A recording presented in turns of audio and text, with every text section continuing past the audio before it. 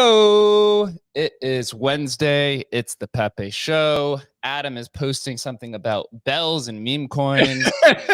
Yeah, it's you, bro. What is going on here?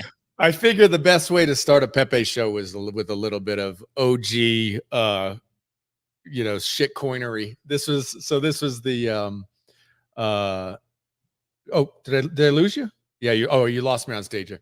Yeah, so just send the invite again. Sorry guys, Jake just kicked me out of the space on the. Yeah. Oh, there we go. All right, go ahead. Yeah, this was I mean, you guys all know Billy, who basically started Dogecoin. He had literally started a coin like 6 days before Dogecoin, and it was called Bells. And literally, he did Bells, like figured out how to do a coin and like launched it, and it had, it was on the Bitcoin Talk forum, and people were mining it. Super easy to mine. You could mine it on your computer, no problem. All this sort of stuff.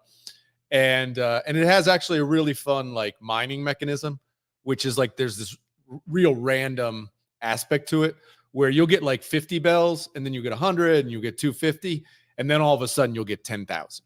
So it has this like fun mining aspect to it. But dude, Doge, like I've read now the whole entire history in Bitcoin Talk, and it's literally just, it's like, this is awesome. This is awesome. Oh, we're done. Let's go do Doge, because Doge just like rocket shipped. Incredible. So it got basically abandoned, and last week we brought it back, and so here it is, and there it is. And so go mine it now. I'll pin it up top if anybody wants to go mine it. Just be careful, like I was saying to you, Jake, before the show. I have no idea, and Luke, who's an Uber dev, is like, you should never run something like this on any machine connected to anything, any of your crypto, any of that stuff. No way, because you never know. There could be buried viruses in this stuff. So only on like an old laptop that's got nothing on it. So be careful, guys. Wow, very, very interesting. Chris, GM, man, how you feeling this morning? GM. Leave it to Adam to find the historic meme coin. That sounds super epic. I would love to see a resurgence in something like that, or something like Pepe Cash too. I could see something like either of those just kind of come out of nowhere and take the ecosystem by storm, just because of its provenance and things like that. But super stoked for the convo today. Got a bunch of cool guests and collectors, curators, and pumped to get into it. The community's on fire, so let's check it out. Yeah, absolutely. Adam, get your ass on stage, bro. I don't know what's going on. Let me leave and come back in, because cool. Yeah. We do have two big collectors in the rare Pepe space, some good friends. First, I want to say hello to ZeroG, man. Long time no talk.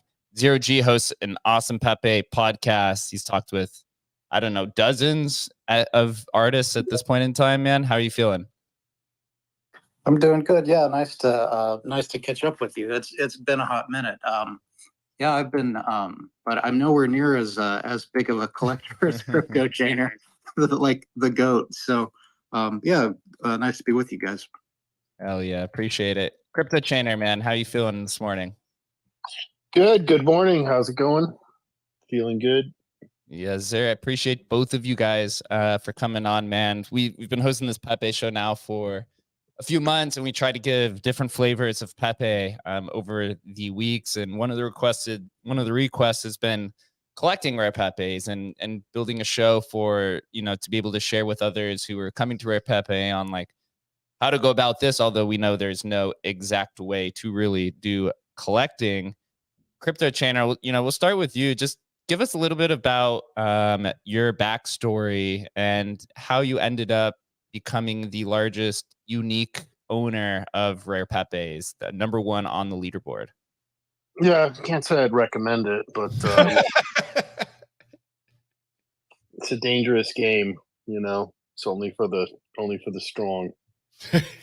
So I was, a little bit into crypto here and there, and like funny talking about mining, like those altcoins like that. I remember, going on Bitcoin Talk and finding some, random coin that just came out and mining that for a little bit, and then hoping it would make it onto an exchange and seeing where it goes. And then of course the blockchain would break and whatever. So that's kind of where my name came from. Cryptochainer is, I used to make blockchain snapshots of altcoins and host them on the website. because I know it was frustrating for me when I would, spend all this time on these things and then the blockchain would go away.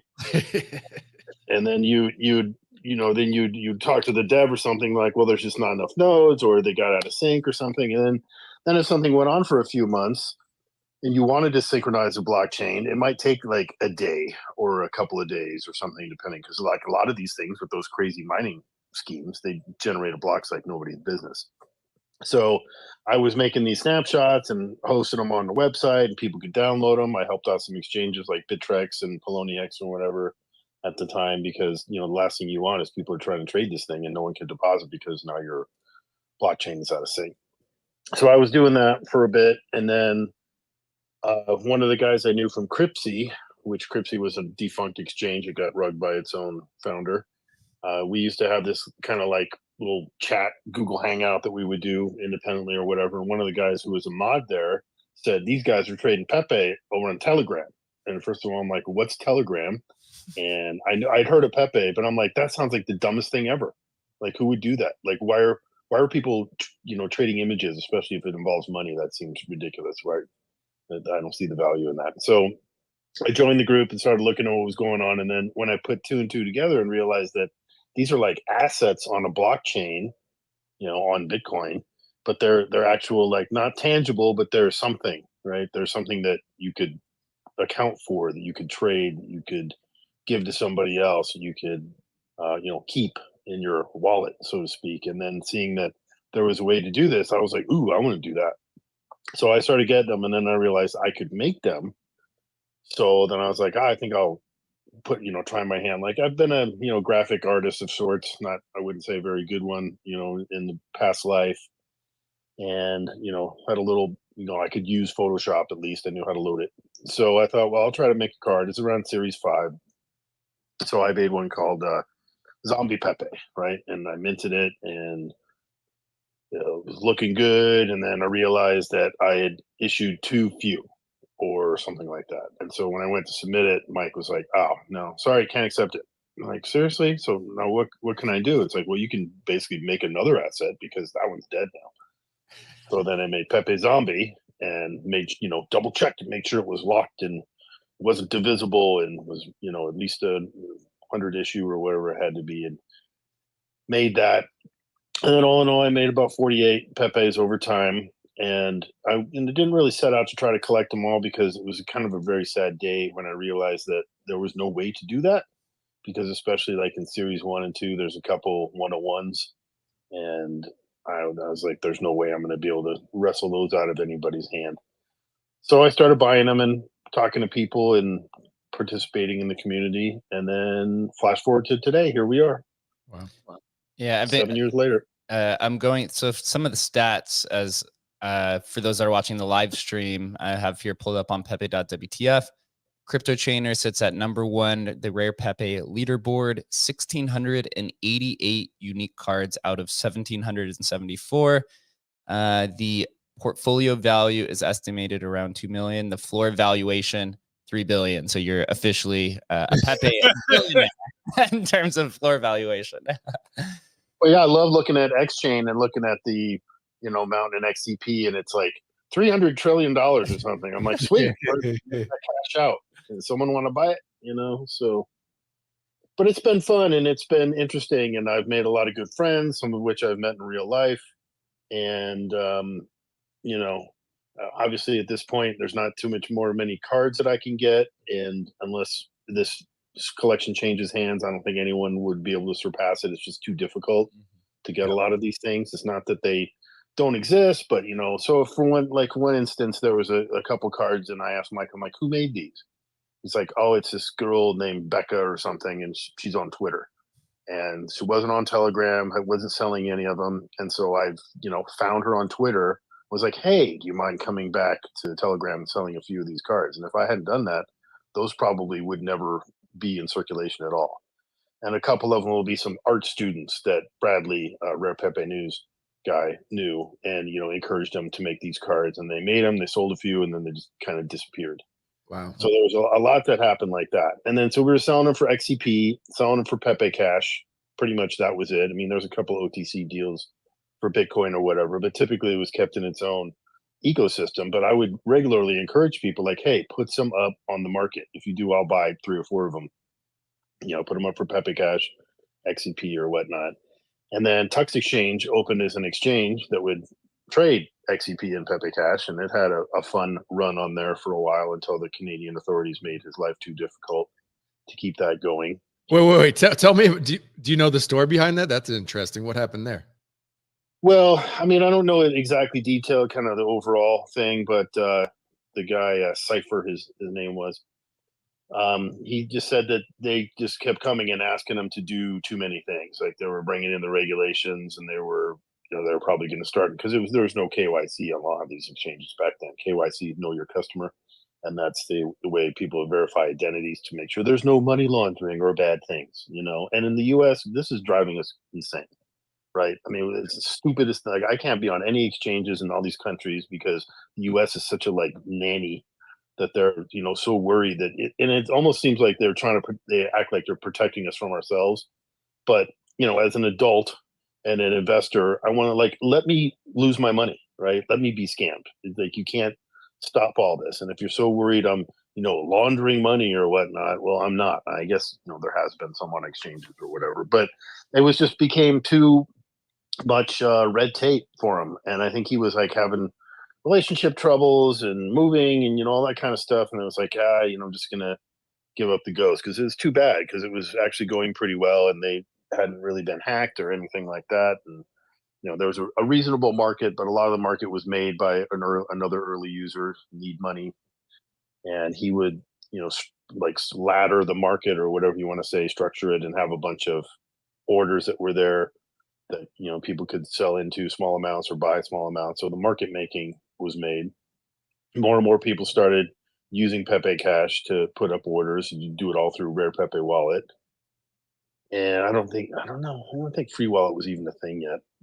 But using the original counterparty website was very painful and boring, and there was no pictures, and it wasn't very user friendly. And then using Rare Pepe Wallet was a lot better. And then over time, it was great until the Bitcoin fee started going up. And at one point, I looked at my main wallet after doing a bunch of giveaways and transactions and buying and selling or whatever. At one point, I spent a Bitcoin worth of Bitcoin fees. Now, of course, Bitcoin wasn't worth as much back then, but still, I was like, man, that is insane. So that definitely slowed it down. And then I think the people who were the scientists, as they call them, were the guys who were proving these things and putting them in the directory. It kind of got burned out a little bit. There was a lot of greed going on. People were, just making cards just to make money. And so they were just immediately hoping to sell it. And, I try to point out to them, I'm like, if you sold your cards for this much, that is more than the market cap of Pepe Cash for the entire world. No one can buy them, and then say if I'm not buying them, I buy everything. If I'm not buying them, you got issues, So then people started doing auctions and things. And, when you look back, it's kind of neat in the Pepe.WTF history. A lot of these things, mostly only sales they had were in 2017. And they're for 1 XCP, right? And this thing could be worth thousands, hundreds of thousands now of dollars, potentially.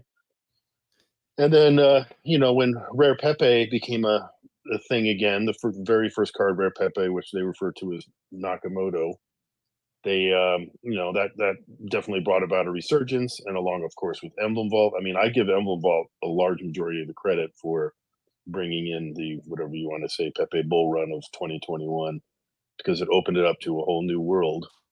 And now we see all the success with fakes and some of these other cards, but nothing will ever be the organic, original, interesting thing that was Rare Pepe, though. Yeah, Pepe has such a fascinating story. Go ahead, ZeroG. I had just had a quick question that's been bugging me. So why don't you have a Nakamoto in that big wallet? Because you've got all these other baller cards. Yeah, so I did, right? So I had one, and I remember when there was an auction and Joe Looney bought one for $15,000. I'm like, you're insane, dude. What are you doing? Why would you buy that for $15,000? That's why you never give investment advice, right? Exactly. And again, I would never tell anyone that you should do this, right? It's not a good idea as far as I'm concerned. Buying NFTs of any sort is pretty stupid. It's pretty ridiculous, right? but there is something to it. So after you get past that, then you can decide, well, is this something I want to participate in? But if you look at it as strictly like a money making, investment greater fool theory thing, you probably might end up being the greater fool yourself. So I did have one, and then when the excitement started, I was like, well, I do have a lot of cards, and if I could get a reasonable amount of money for it. So I think I sold it for like 70 something Ethereum when Ethereum was like $4,000, right? So it's obviously nowhere near that now. I mean, I think the last one was like 69 ETH, and everybody's all patting themselves on the back. And I'm like, but ETH is $2,000, man. That's like 107,000. Like, you're going backwards, right? And I call it the race to the bottom, right? You got all these people that they should have some idea of value based on just whatever it is, luck, wishful thinking, whatever last sale price or whatever you want to base something on. But I feel like everyone's just undercutting everybody all the way down to nothing. So, like even my own cards, like there's a certain user who I feel like is wash trading for XCP down because he wants to get his cards back after he made a bunch of money selling them in 2021. And he's selling my cards for way less than I thought. So I actually bought some of my own just to make them go away, just so they aren't there sitting there. So I did that. And then I was working with a large investor guy, and he ended up giving me another rare Pepe as part of the deal that we in exchange for some card I sold him something. So I had that. I'm like, cool. Well, that replaces that. But then I sold that too because the price is still high. And after all the time and effort and everything and money that I'd put in, I was like, I'm okay getting a couple $100,000 out and not having that card.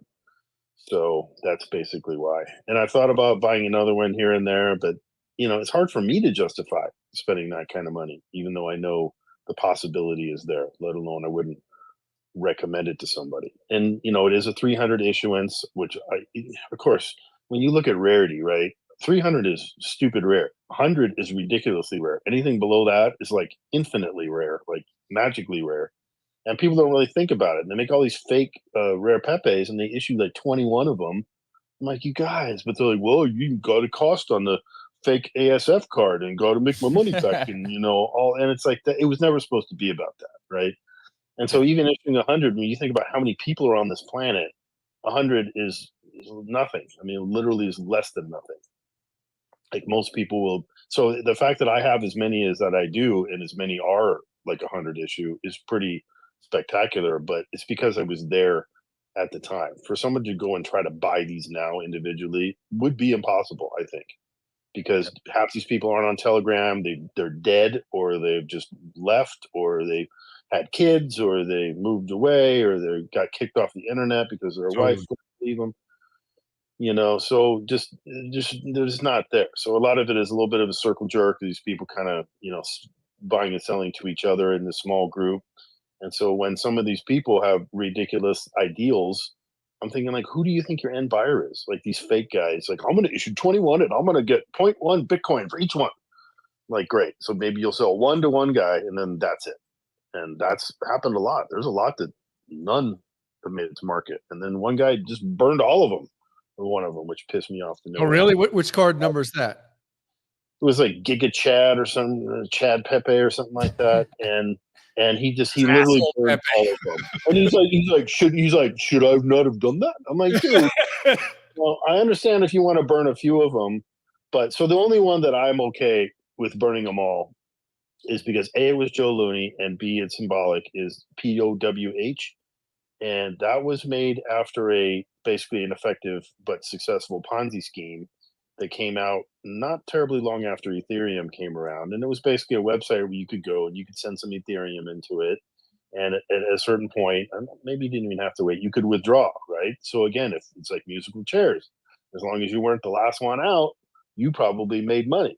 So it went on for a while, but as Ponzi schemes do, it ate itself alive and, collapsed into a dying star, as Jan from The Office would say.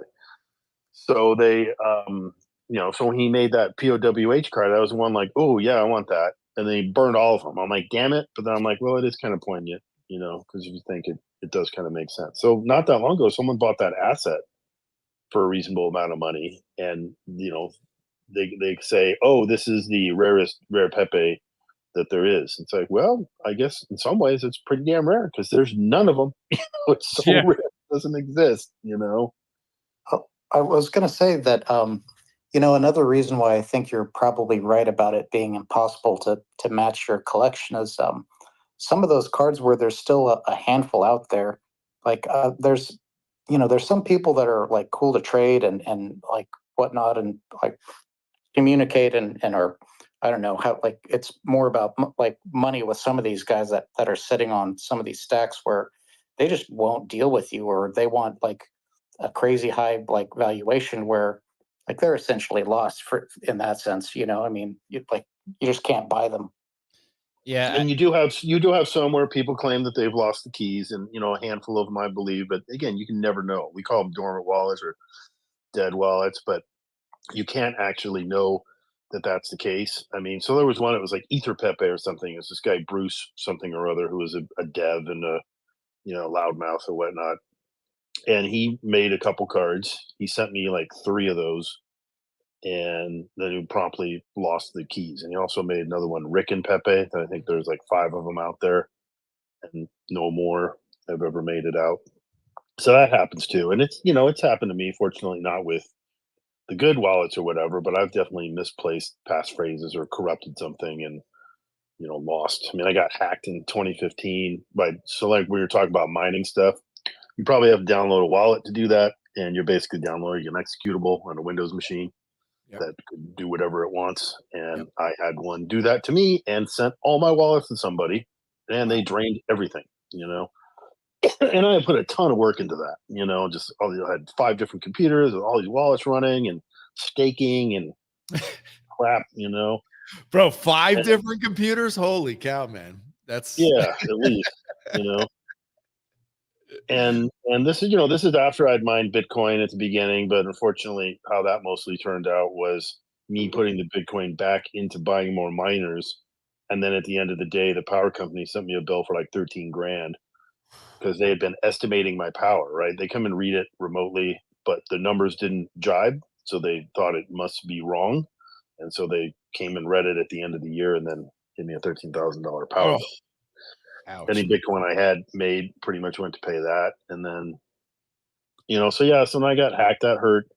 And, you didn't get, I think I was actually right before Pepe. It was like 2015. So 2016, I think, is when I got into Pepe. So yeah, after that, it was a little more paranoid or whatever. But it was called Dracula coin, right? And I was almost thinking, I look back, I'm like, I should have known. Bro, he got you good, man. Come on, bro. You fell for that? It was like anything else on Bitcoin Talk. It was like every day new coin, right? Download the wallet, install it, sync the blockchain, mine some. Hopefully it gets on something like Yobit, some shitty little scammy exchange that people can trade it for, whatever. And you had places like Cryptopia had like Doge markets and other things. So if coins had a very small market cap, I mean, you could trade it for just tiny bits of satoshis or for Dogecoin or other coins or whatever. So there was something. So I had tons of these wallets. I had no reason to think this one would be any different. Of course, either that computer didn't have a virus checker or whatever. And then when I ran it, it was like, oh yeah, rogue wallet stealer thing. But hey, live and learn. Yeah, I heard Yobit, there's actually no sell button. You can only buy on that exchange. That was a little bit before I came in. Funny time. I do want to pass it off to ZeroG for a second. ZeroG, you host, your own version of Rare Pepe Show, interviewing plenty of artists. I know you entered the Pepe scene, I think, during the 2021 bull run, but you've, grown your collection. I believe it's in the top 20 or top 30 somewhere on the leaderboard. But again, just same question presented to you, a little bit about your story, how you got involved with Rare Pepe, and kind of how you became a pretty big collector for Pepes and fake rares as well. Oh, thanks. Yeah, sure. I mean, I never pulled the trigger. I was waiting to get a miner from Butterfly when they that like card based one, and I never ended up mining like like Chainer did. But I mined some altcoins later, but never Bitcoin. I got into Bitcoin and crypto in 2012 with a tiny amount, which of course is regrettable. like Chainer said, we all have our regrets, right? But I like using like crypto was really a great experience early on, because again the fees were essentially zero with Bitcoin and Litecoin and that kind of stuff back then, and I saw some of the potential back then. Like I bought, another regret is I split up, I bought some Namecoin at the same time I bought Bitcoin and Litecoin, and yeah, the pain is real. But no, so I believe in decentralization. I think it's where we're going as a society, and like it's kind of like the next level for like human organization, right? But yeah, but my first time coming across NFTs, I was always checking Coin Market Cap, but I never like I tried to learn about most of the big coins, but for some reason I remember seeing Counterparty, but I never actually like checked it out. So I missed that. But my first time running across an NFT was like CoinDesk or Cointelegraph or something had an article about a new project, and it was a scribe, and it was a link to from the article. It was talking about Neuro, which was their it was basically creating art based off of like brain scans of people thinking about stuff, and then like minting that as art on a scribe. So I went to the website to I wanted to buy some, and so they had two tranches, essentially two price levels. So they had like these small editions where you could buy them for, I don't know, something like $100 or $90 at the time. And again, back then Bitcoin was like 200 or something, maybe 600. It was like, so I was willing to buy one of those, but those were all sold out, and the only ones left were like $12,000 or something. So I was like, Wow. well, Wow. well, Can you imagine somebody that was on a scribe, somebody paying 12K for that? And that's probably gone, right? That's probably got lost, man. I mean, ouch. yeah, I know, right? But yeah, I remember being so deflated because I was like, I checked all their different pages, like, man, like, I could justify $100. There's no way I could drop 10K on Wow. that. But after that, my next time running across, I got involved with crypto Pepe's, where I start, like Chainer said, I'd keep, like back then I was mining shit coins, and I had some GPU rigs at the time, and you'd check the Bitcoin Talk announcements thread, like for threads for promising coins, and you just YOLO and mine some, and see what you can do, and try and get something decent early. And so there was this project called Crypto Pepe's, where like on Ethereum, where you could it was really clever, where they were using a proof of work mining to distribute a claimable token, or a token that you could claim for an NFT. So that's how I got my first involvement with NFTs for real. Wait, was that the one that was relaunched, I don't know, a few months ago? Is that the same one? Yeah, they just have a wrapper. Okay, cool. I mean, I don't know if I'd call it a relaunch, but yeah, they have a wrapper for the original tokens now. So yeah, it's I think the art is still some of the best for the old projects, and For the sure. fact that those Gen Zeros that were distributed by Proof of Work Mining, and there's only like 1,100 of them, I think is pretty cool. But So how many did you get back in the day of those? so I mined around 37 of those, Awesome, something like dude. that. How many do you still have? I have all of them. Yeah. Oh, that's fantastic, bro. That's really Actually cool. bought a couple when they did that wrapper too.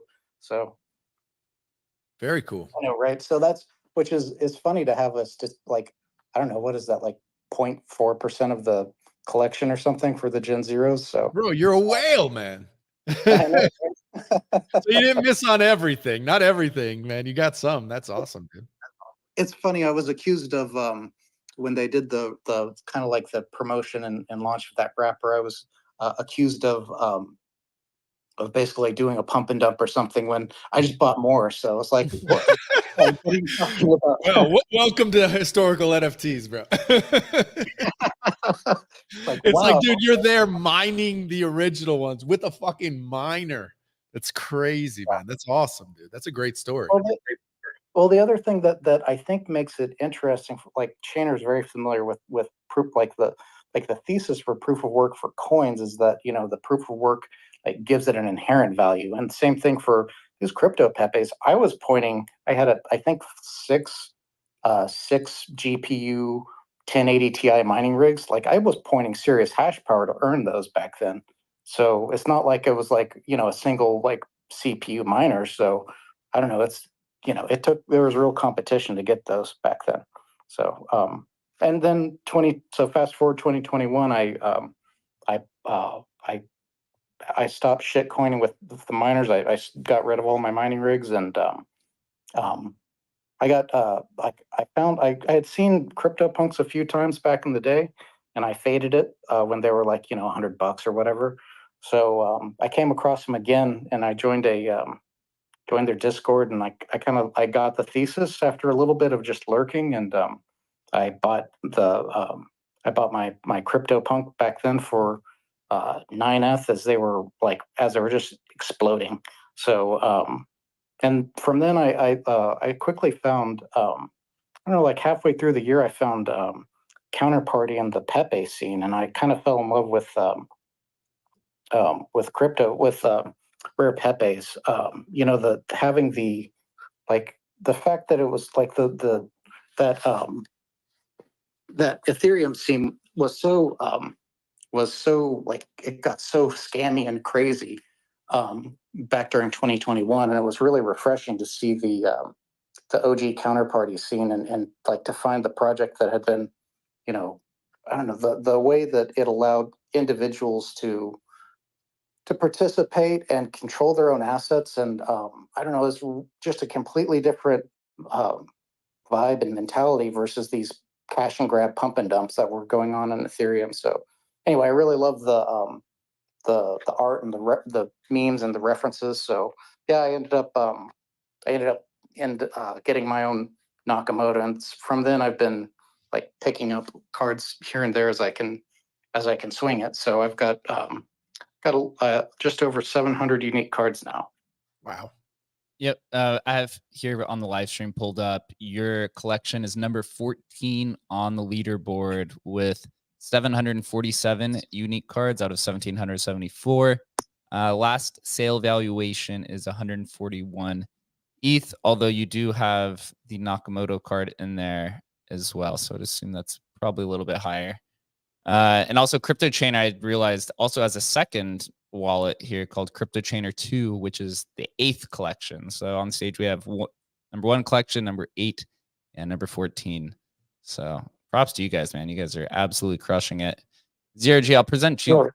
Go ahead. Oh, I was just gonna say thanks. Yeah, it's been a lot of fun.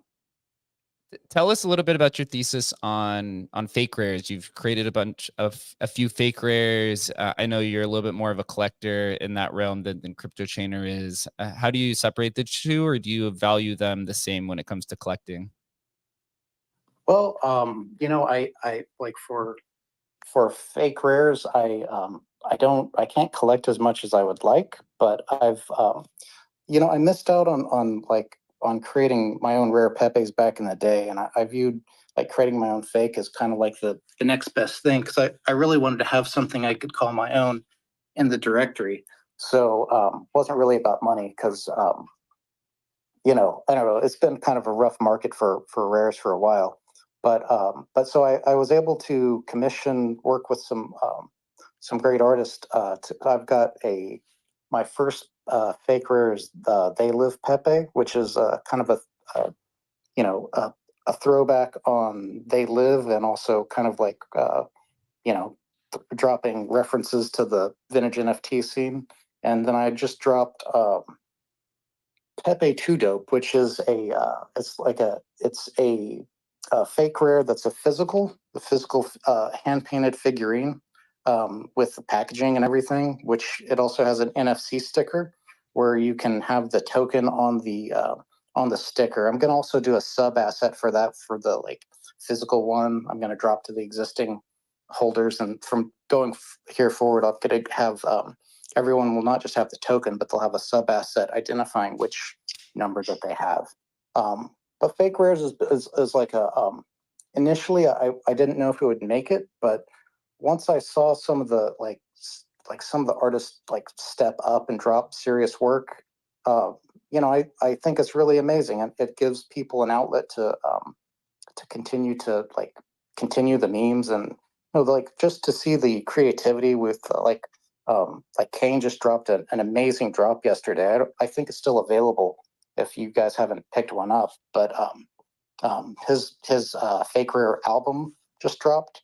I mean, we have these incredible artists from all different types have dropped incredible artwork. So it's an incredible collection. I would just say that you know, it's like Chainer said, it's impossible to have everything. So just focus on what you love, basically. Yeah, there's so many unique rare Pepes that are out there. Cryptochainer, for those, maybe present with some basic information when it comes to collecting rare Pepes. If you're somebody who's new to the scene, what are your recommendations to get started? So definitely something I was actually going to try to find my like 10-point thing that I wrote a number of years ago.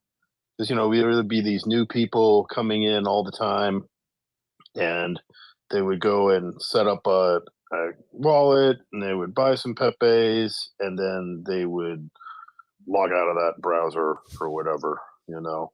So the main thing that I think is the wisest thing to do is, like, say you make a new wallet in free wallet or in rare Pepe wallet, when it gives you that passphrase, you write that down. Generally ill-advised to keep it electronically stored in a password manager or whatever. What did the LastPass or something got hacked LastPass, yeah. long ago. Yeah, so I mean and you know, people would do things like put it in their Google, you know, documents or whatnot, and then they get phished and their Google email gets compromised, and then, you know, people have access to that entire thing. So, you know, definitely like write it down in several places, and, you know, make sure that it works. Like, you know, I almost wish the Rare Pepe wallet would force your hand like some of these other things do. Like, you set up a ledger, it makes you go back and verify the words, right? And that's saved me a few times because I either missed one or wrote the wrong letter. So something like match or March, right? And if you couldn't read your own writing and you go back later and you're like, man, I can't, you know, can't log into it. So it would be advised to go and, you know, write down those words and then reset the wallet before you do anything, and put the words in again just to make sure that you know you're going to be able to get back in later. Because, you know, I know and that's the sad thing. It's like Bitcoin, right? I mean, there's tons of Bitcoin out there sitting in wallets that will never be accessed again. It's just gone because the people weren't paying it. You know, it's like, oh, I remember back in the day I had Dogecoin and I'd buy 10 billion of them, and then I lost that laptop or gave Bro, it. I can't tell you the number of people who created stamps, you know, during whatever the stamps run in, I don't know, whatever, April or May or whatever, and Counter Wallet like broke this last week. I had at least 5 people DM me like, bro, what happened with Counter Wallet? I can't get to my stamps, because, you know, stamps were pumping, so everybody's looking to sell their stamps. And I'm like, yeah, it's down. Why don't you just import your key into free wallet or whatever? And they're like, no, I didn't write down I didn't write it down. Like, and I'm like, what are you talking about? You just had it on your web browser. They didn't even they didn't store it anywhere. Like cached browser session You or literally something. had it as like a browser session. I was like, bro. And trust me, that's not one person. That's like at least 5 people. I was like, holy cow, man. Yeah, so it's real, man. Yeah, so I mean, that happened. That happened a lot, you know, where people would just, you know, irresponsible maintenance of their. That's why I keep telling people to use hardware wallets. Mhm. You know, now we finally have the tooling and counterparty that allows us to do it both with Trezor and Ledger. I mean, it's just the thing to do. Yeah, the Pepe space is now, it's grown, right? There's more infrastructure that exists, right? You have Emblem If- Vault, you have Free Wallet, you also have XCP Ninja, Xchain. There's a lot of ways, Free Wallet. There's a lot of ways to go about this now. Also, I believe I think Leather Wallet supports Counterparty, or maybe just Stamps, but there's a lot more today than there was a few years ago. We've seen Okay, so- some pretty big hacks. People get hacked recently in the last year, and Counterparty, had some people get hacked for significant sums, and we've had people social engineered, kind of reminding me of that MetaMask thing where they like do a long con and then they convince you to do a screen share and then get you to inadvertently reveal your passphrase with Free Wallet or whatever. So again, like having it in having all your stuff in a hardware wallet, it it reduces all these risks. For your computer can be completely compromised, and as long as you haven't stored your seed phrase electronically, the worst that can happen is your PC is compromised and you can wipe it or throw Well, it away. people talk about hacks, right? And coming from a time where there were actual hackers, like back in the day, I used to have my computer sit there and dial up numbers like in war games, right? See if he could find a computer. I remember my friend found like the Taco Bell, corporate server or something, and that was pretty exciting. I mean, he didn't do anything. But when people say hacked, almost 99% of the time, if not more, it is they were compromised somehow, right? They either went to a website and put in their passphrase, or somehow it was exposed in some sort of way. I mean, I've heard these stories about people having a ledger that they, never entered the passphrase anywhere, never did anything, and their funds got stolen. I mean, that's the rare exception. But most of the time, it's someone is tricked into, like, the easiest one in ETH is connecting your wallet to a rogue site and signing a message, and you don't know what you're signing, but you just signed away all your NFTs in your wallet inadvertently. And a couple high profile people, like Bored Ape people, like, hey, I'll make you a 3D version of your Bored Ape for free. Just connect your wallet real quick and sign this message, and they're like, sweet, where's my free ape? And then all their stuff is gone.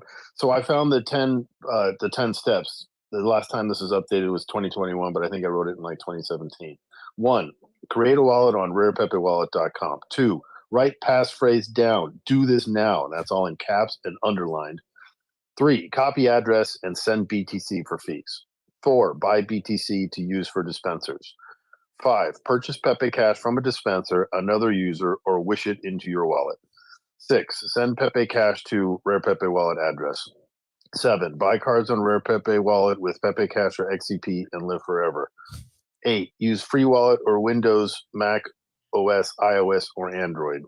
Of course, iOS isn't supported anymore. But 9, existing passphrase can be used in some other wallets. 10, there is no number 10. And then it has links to like dispensers, Rare Pepe Wallet, some featured artists, which was a DigiRare at the time as a site. There was like a small Reddit thing, the Telegram, obviously.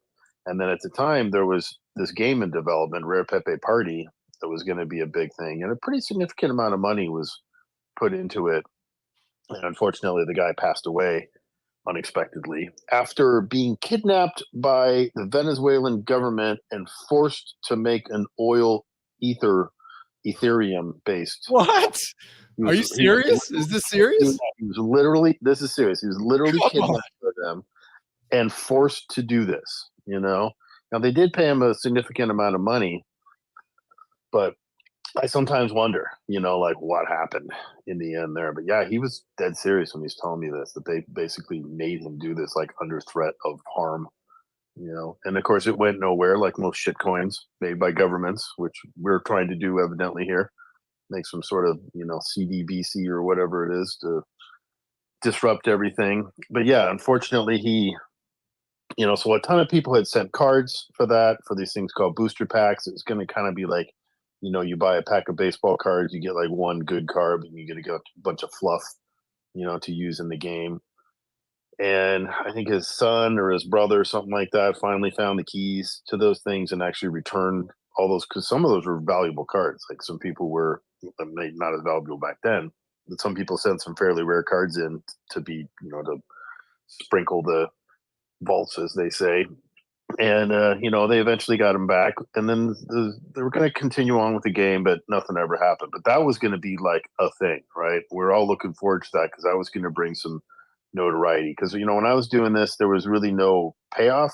There was no benefit other than the community and the happiness of having this stuff. I like to collect things sometimes, so this was a interesting way to collect things without having to have more things on the shelf and taking up space.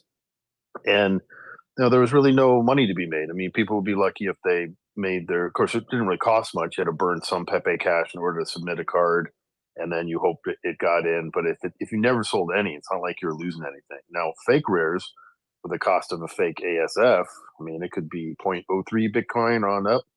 You're talking like, hundreds or maybe not even thousands of dollars.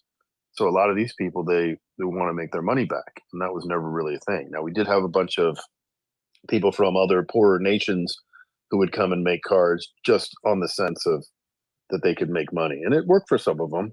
Half of them ended up selling me their entire wallet when they gave up, and their brother was in the hospital for the 5th time. How many times can your brother be in the hospital if you need to sell your whole wallet? But one thing that kept me interested in it also was the artists. Like there's a friend of mine, Remster, who's a Filipino painter who does some pretty amazing paintings. He's made some fakes. He's made some Doge cards. He's made some other stuff. And, I also like supporting those kinds of people. And there were, varying qualities of art from all over the world. I mean, some of it is terrible. Like if you look at this one, it's like BAE Pepe or something. It's like this horrible drawing. But a lot of people, those are like their favorites, like the really bad ones. People had 7-year-old kids do crayon drawings. Had people from all different age groups. I know it interested me when I realized not only could I collect these things, but I could make some. And I don't think any of mine are particularly good, but some of them are iconic. Some of them are fun. Like, I still like the Trump Pepe one. It's like making crypto great again, whether you like it or not. I think is the tagline on that. What about So your greedy Pepes, man? That's a yeah, favorite well, of and mine. so that, and the reason for that was people weren't selling the cards, and so if you look closely at some of the ones in his hand in that thing are these cards that people weren't selling. And one guy got mad at the community or something because I don't know what happened, and he decided he wasn't going to do it, and eventually ended up coming back and selling a few of them. But I just wanted to collect them. And so if you're going to go through all this trouble, like making the art, minting the asset, submitting it for approval, burning the Pepe cash, getting it approved, it's in the directory, and then you don't do anything, like what was the point? And you know how people are, they're fickle, and today they're all into something, and tomorrow they've forgotten it, lost their passphrase, etc. So there's always something going on with that. So it was definitely frustrating toward the end of it that a lot of people either were too greedy, or they just didn't want to deal with it, or they didn't want to sell it for some ridiculous amount, or they had some special. Tell me the story of like one that got away, or one that you're like still on the hunt for. So then I made a card called Pepe Request, which is a graveyard with a bunch of cards that no one had sold, including those ones that I found that woman on Twitter about, and I was sending it to their wallets in the hopes that they would see it and put some up for sale. So let's see, one that got away. So one is called like Pepe Fondlers, and then there's another one that's like a Mr. T one. And the guy, they were, not low issuance or whatever, but he never sold any of them. And then I know that Mr. T one, he's been going around trying to sell it for all kinds of different money, for like a couple Bitcoin. Like, oh, so he's got the complete supply, and he's trying to sell the whole thing. Yeah, he's got the entirety, and he's just trying to move it all at once. Gotcha. And while I get that, the thing is A, there's a limited amount of people that would buy that, and then B, they, it doesn't really. It's almost like it doesn't have the value because it wasn't distributed. So my idea, the ones that apparently seem to have the value, are the ones that are fairly well distributed, that they're actually in the hands of individual people. Like, I still have a handful of mine where I own the majority of the cards. And a while back, there was a couple projects, like one was called like Pepe Drops or something. And the idea was to take something where a lot of the issuance was sitting in one thing, and do like a I don't know, a Dutch auction or whatever it's called, where the price either goes up or down or something until they're all sold, and then whatever doesn't sell gets burned, and then that's the end of that. So I did that with a couple of them, but like POWH, they were all burned. There was this one series that was like God Alien, Goddess Isis, Hecate God, some these Egyptian ones, and the guy like burned 99 out of 100 of them, of a bunch of them. And I don't think he burned entirely all one, but when you burn 99 out of 100 and there's only one, I'm going to get mad because obviously I can't have that unless somehow I'm the one with the one, which again in the musical chairs world is not going to work very well because there's no way. And I believe a full set of those actually sold not that long ago. So the guy wasn't dead and did wake up. But I used to actually, get personally unhappy when people would do that stuff, especially if they knew me or they knew there were collectors and they just burn them all. Because to me, if you make a 101 of something, that's one thing. But if you make 100 of them and you burn 99 of them, it's what I call fake rarity, false rarity. So yes, it does still have some merit, and it is still rarer than it was. But there's always going to be that like tinge in the back of my mind that like you cheated the system, because there's a reason why it was at least 100 issuance, at least so the people who were actively collecting could all get one. There'd be some out there getting distributed. So when you force the hand like that, it feels fake. And then speaking of fake, right? So when Pepe was Wait, aren't they all fake? Isn't this fakes all the way down? well, yeah, that's the I thing. know what you're saying, man. I totally know. That's why fakes is so funny, because it's like a fake there. Because I remember it was like somebody made like a Silk Road Pepe, right? And it didn't get submitted or it got rejected, and they kept trying to like sell it in the Telegram. They kept getting kicked out because like, hey, no fakes here, sir. SER, no fakes. And they, and so that's what actually happened to Skrilla, is like he kept, pushing some fake in the main chat, and they eventually booted him out. So he's like, fuck you guys, I'm going to start my own project, So then he goes and, makes this fake rare. So right in the, what I would consider like the height, or one of the heights of Pepe in 2021, fake rares started taking note. And I felt like it caused a little confusion. It was a little dilution or whatever. But it was also interesting because it was, Rare Pepe was an active project, but it was not actively no submissions were happening. So there was no new cards.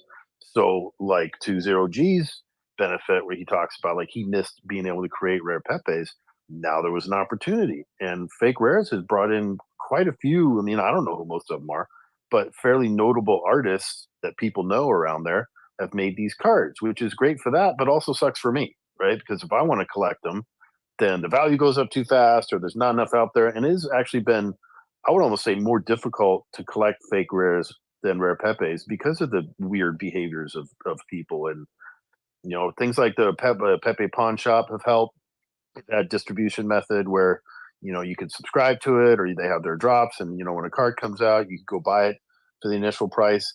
Because, the problem is if every card was like 0.1 Bitcoin, how many are you going to buy before you run out? Where if it's 0.002, then you can buy many, many more. And the artists fail to realize that, A, it was never supposed to be about making money. But if anyone's going to make money, unfortunately, it's not you. You can't just sell 10 Bitcoin market cap worth of cards to people at the beginning and be like, yeah, I did, because that's not how it happens. I mean, there's no way that is sustainable. And that's what I was telling all these Pepe artists as we were getting toward the end of the series. I'm like, if you charge too much money, you won't sell any. And then what have you done? And you're going to come back later and people have forgotten about it. If it's in the next series, they probably have moved on. So, I mean, at one time, going through my wallet and making a list of all the ones that were transparent, because that's how you saw in Rare Pepe Wallet, you were missing them, and going and searching Telegram and looking at the address, try to figure out what are the cards they issued, see who it is. Or I'd ask Mike, like, who made this card? And go message that person. And most people were cool. And all the time that I've dealt with Pepe, as far as that goes, never gotten burned, right? Like, I would send first when it was me buying something. And, generally it went well. I mean, people were not flaky. And of course, there wasn't many people, so there weren't as many scams. And that was the other thing as time goes on, is you get these bad actors in there who either pretend they have a card or they have a good card and they take people's money. Then you got this thing with dispensers where people put some XCP on a dispenser, and then when someone hits it, they front run it by sending a transaction with the higher fee, and then that way they get the Bitcoin and they still have their XCP. So then you got to have people in the community that are paying attention. These are known good dispensers. I mean, it just sucks. The whole scam thing just pisses me off. And I've converted several people that, come through me through Discord or Telegram or whatever. I can't say their life is better now, but at least they're not criminals. But, talking to them like, hey, man, this isn't cool. It's like, well, I need to feed my family. I'm like, well, this isn't how you do it. You can't just go stealing other people's money. Hey, Again, you've turned scammers around? oh, yeah. Good for you, dude. That's awesome, Yeah. man. I love that, Yeah. dude. Nigerians, Indians, Americans, most of, but I get it, right? I sympathize with you. I wish I could help everybody in their, in their impoverished situation or whatever. But the way to do it is not to just go steal other people's shit, Like there's this guy blatantly doing it on Yobit chat, and he would direct people to a website that would fish him. And he's like, well, I got to feed my kids and I got to do this. And I'm like, man, it's, whether or not you believe in karma, it seems like that kind of shit's going to catch up to you at some point. You can't go and do that. I mean, I've helped a lot of people, given them stuff, bought their wallets, done this, done that. And of course, you can only imagine how that goes. It's like being held, someone blackmailing you. If you give them money, they're just going to keep coming back for more and more and more forever until they. Yeah. You guys, hey guys, I don't mind relieving your talk, and your voice must need a rest, man. I love what you're saying. I agree with everything you've just said. So I'd like to take the mic for a second here. And just going back to really quickly, MetaMask. I've been in crypto since 2013, and MetaMask, I've never been hacked. Just don't hit those phishing links. Like, you don't have to hit them. Like, everybody's doing, and so just lay off that, and you'll totally be fine. Usually you'll be fine, but it's hard, man. Sometimes these links are buried in stuff. I mean, look, I almost say like, dude, if you haven't been hacked or scammed at some point in crypto, like, you're really not doing crypto very well, because it's like everybody I know has been scammed, like literally everybody. Yeah, I don't agree with that. Like, you need to use a hardware wallet, because again, Yeah. like, there's 0-day exploits. Like, today was Patch Tuesday. Look at the number of exploits that were just there's patches out for. Yeah. You could inadvertently, your box can get hacked without you doing anything necessarily wrong, and it's a hot wallet. Boom, it's gone. Yep, totally. Yeah, well, from my experience, like I entered crypto as a really naive person. I was like as hyped as anybody. I would almost like chase anything that sounded good, right? Anything that sounded good, I would be on. But I had some intuition right when I first got my first wallet back in 2013. I just had an intuition, like, just don't click on something external outside of like a MetaMask or just a basic wallet. And I do agree with like ledgers and things. I have some of those, but I want to mainly go back to the Pepe conversation, because that's where my heart's in. And you guys are so right, because there's so many distractions in the space right now, and it's been happening since about 2021, 2020 even. You started getting a lot of people that just became really greedy in this space, and they didn't really get the point of artwork. They just wanted to launch a lot of collections at the same time and just blast them out. And everybody's getting distracted with like, and they're trading for pennies these days. Like, literally, you'll see trades for like $10 profit. And where is that going to bring our culture as an art community? Like, we really have to focus and make sure that people that are new, we have to bring the classic art investor that pays like, $100 million for a Warhol.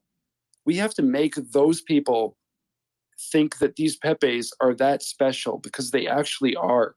This whole collection and the effort that people are putting into this collection, with the organization and Emblem Vault and all that stuff, like, it takes a lot of organizing to curate this stuff, and we're doing it the best that anyone's doing it.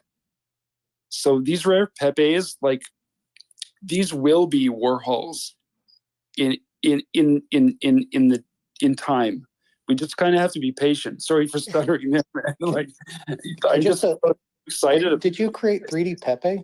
Is that yours? No, unfortunately not. But I love that one, And I remember when it came out, and I was just like, oh man, like you'll see the pin post on my wall. It's like, I love that represents the creation, like the creator creating it, and he's filming himself creating it. So I'd love to actually know who did that. Like I'd actually be interested in seeing that. That's me as an art collector. Like I actually collect real art in the real world. I have a lot of Kurt Cobain memorabilia, like actual pretty iconic Kurt Cobain memorabilia, stuff like that. And I'm in my 40s, but I'm a music fan mostly, but I understand the value of artwork. And yeah, like these rare Pepes should not be missed, because these are the earliest things that came onto a blockchain, basically in a curated form, and have a community around them. So everything else that everyone's doing after that is a distraction. Like people will come back to these things, like Pokemon cards. I don't collect Pokemon. I know nothing about that culture, but these things are going to fly. You got like the Bored Apes guy, like picking these things up for like 50 ETH, like whatever. Like, come on, man. We're going somewhere. That we are. Appreciate that take, man. I want to go to some of the hands. We'll go to Kane first. Congratulations on the drop, and then we'll go to Chris right after. Oh man, thank you. This conversation has kind of been indicative of like how the culture has worked for me. Like I came with an intention of a thing, but then it changed because I was having fun. I wanted to shamelessly prostitute myself in my drop. But then ZeroG said nice things about me and made me feel all sentimental. And then went on. No, I'm serious. So I love all the stories, because like Skrilla is who kind of brought me in, and you know he doesn't tell stories without shouting. And I'm a shouty guy. I like hearing the stories. So I just heard the story of the kidnapped guy, like last week. I just heard that story, and it was crazy. And then you said a bunch of other things that were awesome. So Cryptochainer, if you don't mind me asking, one of the things that I've been kind of just struggling with myself is like the DEX tool. So I don't think people use the DEX tool as much as they used to. And like that's one of the really coolest things about here. Do you think that, because you mentioned something that I really believe, so just so you know, I'm getting my own green banner. I'm doing this thing called Bitcoin Audio. It's gonna be fun. I hope it works, whatever, but I hope, whatever, doesn't matter. I think that I can't tell people not to sell shit, right? I can't say don't be money. I'm not going to lie and say money ain't important. But the series one, I want to have a focus more on trading. Do you think that a focus on artists, back to the original artist trading, like artists? Because I think that people try to, I'm going to try to copy. I'm stuttering because I'm passionate about the question. I want to do a thing like rares or fakes. But I'm not starting like rares or fakes. I'm starting like where they are now. And then I fuck it up and the culture's bad. And then you turn around and you're mad that everyone's there. You pitch profit from the pulpit. You can't be mad there's a bunch of drug dealers and hookers in the pews. You pitch culture from the pulpit, you have a different kind of people there. So yeah. I think focusing on trading and using the DEX tool would work. But why do you think more people aren't using the DEX tool and like, I'll give you 2 ZeroGs for an atom? Like, why isn't that more of a thing? Well, so I mean, a lot of the early trading, especially, was OTC, over the counter, like behind the scenes kind of thing. Like, hey, you do this, I'll do this, and then you had something like a DEX, which for other people who don't know, it's a decentralized exchange. Gives it a trustless way to be able to trade 2 ZeroGs for an atom or something. And I think there's a lot of the reason why people don't use it. I mean, Rare Pepe Wallet made it pretty easy, because you go in there, flip the card around, and you could say, buy for XCP, and then you can see the available, offers that are out there where people have listed it, and you can do it in there. That's one way. And then in Free Wallet, there is an exchange area, but it is a little bit clunky in the sense that if you want to find what you're looking for, you kind of got to know what it is, and you got to put it in the search bar. So it would be like, Rare Pepe /XCP, and you put that in there, and then it brings up the market. But that's, I mean, even getting to the point where you can have Pepes in a wallet is beyond a lot of people's comprehension. At least they think it is. But I've known some people in my life, like, you know, guys that are older than me or something. I can never learn how to use a computer.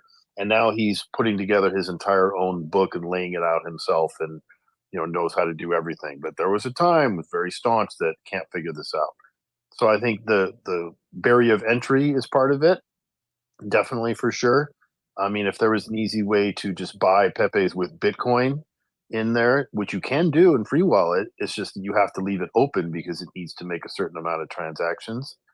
So if somebody had a easier to use or more valuable interface, then that's one thing. But then you start going into the territory of being like an unlicensed money operator. And when you're talking about starting a new project, the one thing that you cannot do or should not do, you know, shouldn't do, is make promises about return on investment, because that's what the SEC really is after. And I wouldn't be surprised at some point they try to, you know, come after Rare Pepe somehow as unlicensed securities, because I think by the definition, in some way, if you wanted to define it like that, you could say that Rare Pepes are unlicensed securities, because there's something that's assigned a value that you can sell to somebody else and somebody else can buy it. But the main thing that separated that from a lot of you're talking this for profit from the pulpit thing is that it was no promises were ever made.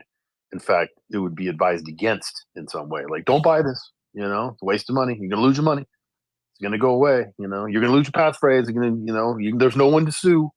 You know, you can't blame anybody, which is why it was cool. It's something that organically came around. Now, that said, there's no reason why somebody can't make a similar project like Fake Rares. I mean, I think Skrilla really did an interesting job by the way that it was deployed, by basically creating a fake ASF and giving it out to who I don't know how the list was decided at the time, and then 100.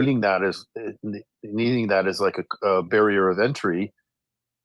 And unfortunately, the cost has gone up that prevents it. But in some ways, that's good, because the last thing you want is just for there to just be way too many cards where nobody can keep track of them or have any value to them or whatever. So it's definitely an interesting time. And I would like to see there be more exchanges of like card for card. I mean, you can do that now. You can go on Free Wallet and put in, like, say, I want to trade, you know, Rare Pepe for a, you know, Pepe Rare, and you can make a market for that. And if someone sees that, they can do it. The other problem is with deck stuff is they expire after time, whereas a dispenser, and for anyone who doesn't know what a dispenser is, it's basically a transaction that's made on the Bitcoin blockchain, and it's essentially waiting for something to happen to trigger an event. So you could say, take like a Rare Pepe, put it up for 1 Bitcoin, and it's there forever, right?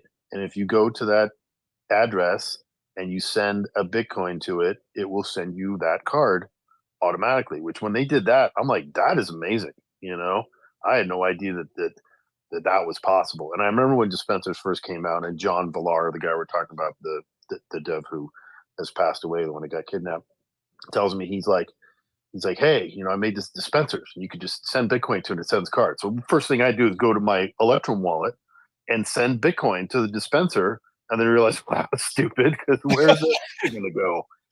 And that's, you know, the fifth time I learned about private Live keys. and learn, bro. Live and learn. You're getting them out of there, and I got it back, and I'm sure somewhere somehow in one of my Bitcoin addresses are Pepe's that I forgot about or didn't realize what was going on. But, you know, the dispensers are great in that sense. But when I've seen a couple of these people put these high value cards up there for like 20 Bitcoin or something, even if I believe that it's worth that, I'm like, most people aren't going to do that, because how do they know that you're not just going to front run it? Like, you don't have a bot sitting there and waiting as soon as they send their 20 Bitcoin to get this very sought after card. You're not just going to come in and send your own 20 Bitcoin, which you probably don't have if you're a scammer, and, you know, gonna take it away from them. So I'm like, and plus that sets like a value in a sense, like this is what this is offered for. So then if someone were to put an order on the deck, say, well, I want to buy this, and it's probably not going to be more than that, probably be less than that. And a lot of people have bought and sold a lot of cards for XCP, but personally, I'm not a huge fan of XCP anymore, because there's no easy way to exchange it. I mean, one thing that's the point you make, which is my sentiment also, is that, you know, I've been in crypto again quite a while, and XCP is a little bit difficult for normal people to get into. Like, imagine I have a neighbor that's across the road from me, and he's retired. He's like a 70-year-old man and a wife, and he's really like, when I told him how much money I was making on Bitcoin, and he was begging me. He was coming to my door, knocking on my door every day, trying to give me like 40 grand, and I had to refuse it because like I don't want to be responsible for your money. Like, I can trade, but if I lose this, I don't want anything to do with. And I tried to set him up with his own wallets and things, and you know, he just gave up because he couldn't even figure out how to make like a crypto.com wallet or a Coinbase wallet. Like, he couldn't figure it out, so he just gave up. And but there are people out there that have money that are willing to get into crypto, but they just don't know how. So there is that barrier, and that is the key to our exposure. And that is where the pig butchering scam comes from. You know, you get, hey, how was your night last night? You get a text, right? Oh, sorry, I think you have the wrong number. Be like, well, hey, my name is May, and I'm a fashion designer. I don't know why they're always fucking fashion designers, but I'm a fashion designer. And they send you like a picture. It's like some Chinese girl, you know. And he's like, hey, you know, so how was your night? Be like, all right, pretty good. And like, so what do you do? Oh, you know, oh, what's fun over there? Oh, is it sunny? And then, you know, time goes on. They're like, hey, do you invest in crypto? You know, do you know about Bitcoin? And you're like, oh, yeah, I've heard of it. Oh, I heard people make a lot of money. And they're like, well, you can invest on this site, and then you get, you know, 10% per day or 20% per day guaranteed. Wow, that sounds great. Let me send some money in. All right, here's my $1,000.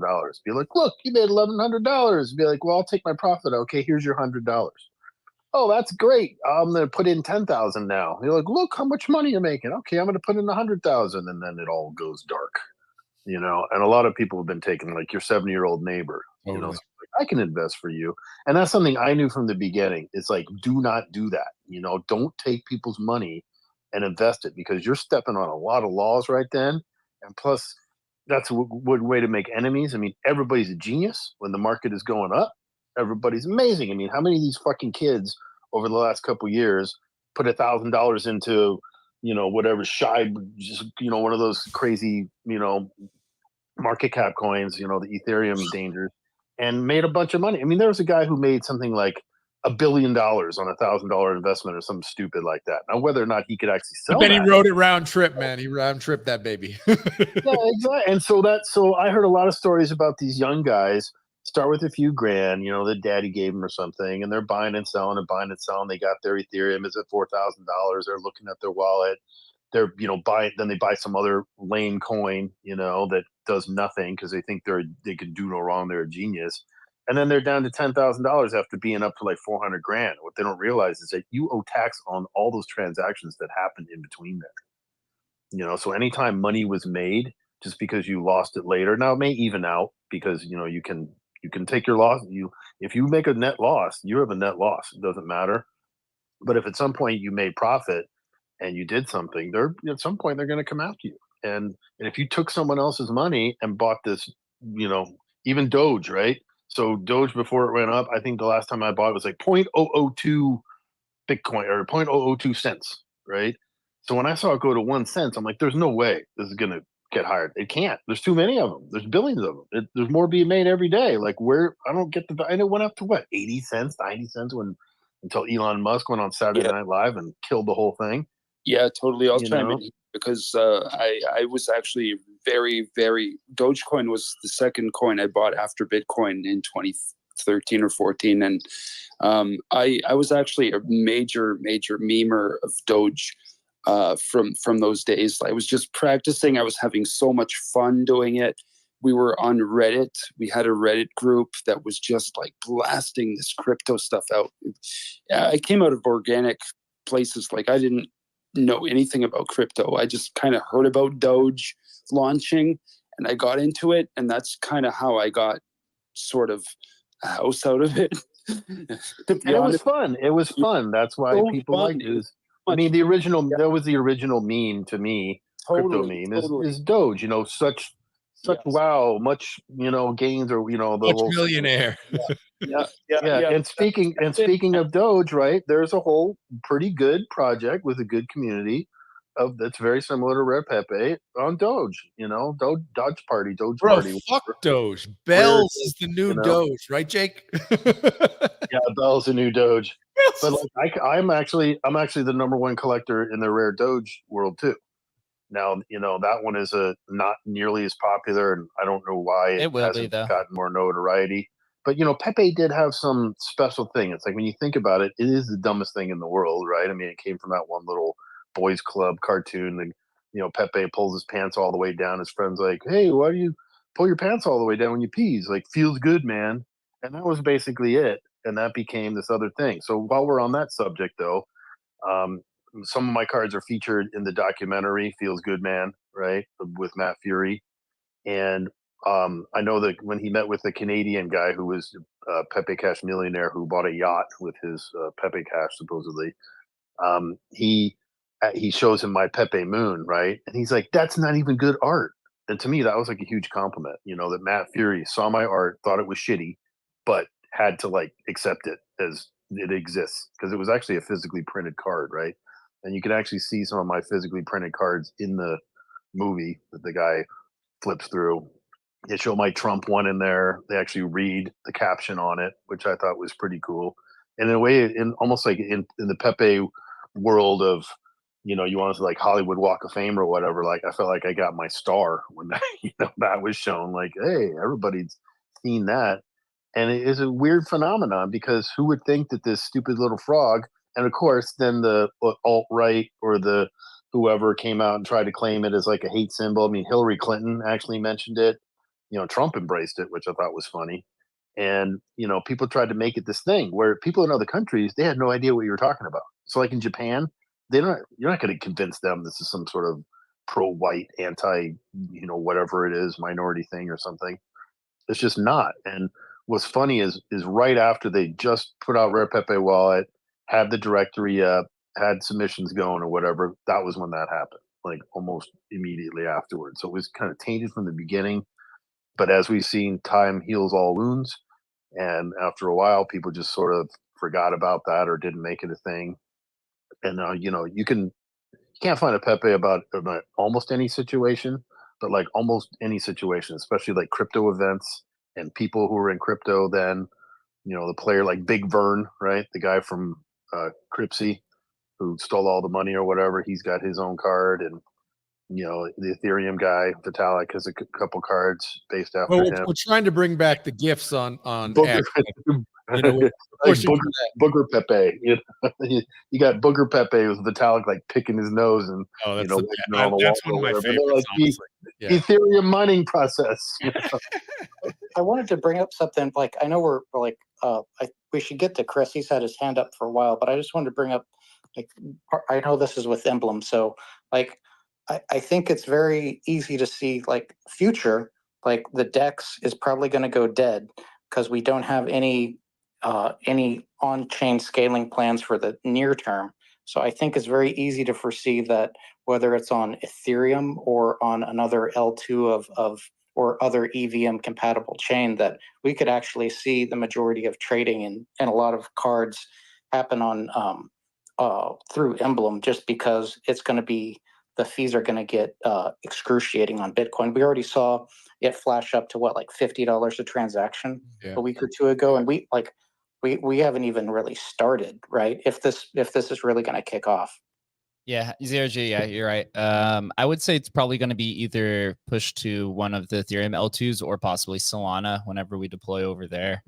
I can't wait to trade my Pepes on Solana, man. This is that's memeable right there, man. Yeah, it's just, I mean, he has a good point, right? We see this on the Emblem side. Anytime Gwei gets above 50, vaulting tends to halt to a pretty screeching halt because no one wants to pay, $40-$50 to vault something. But if you can go ahead and, once we have our bulk minting tool, and you could mint, 50 to 100 vaults at a time to something like Solana or Optimism or Arbitrum for essentially no gas fees, and you're just paying, kind of the Emblem fee.